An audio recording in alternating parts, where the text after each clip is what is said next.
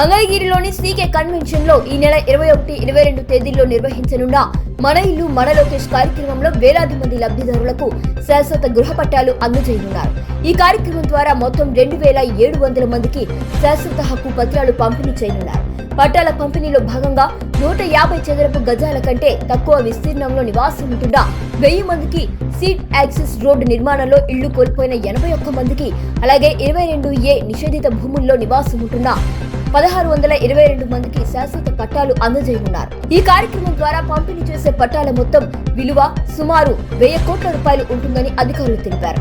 ఈ కార్యక్రమం ద్వారా వేలాది కుటుంబాలకు శాశ్వత ఆస్తి హక్కులు లభించనున్నాయి.